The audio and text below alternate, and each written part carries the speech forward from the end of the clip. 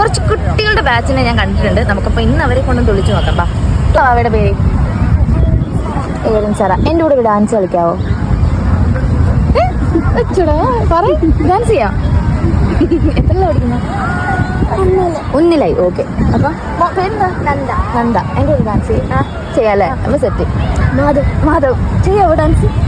Yes. എൻ്റെ മോൻ ചെയ്തേക്കാം. പോരെ.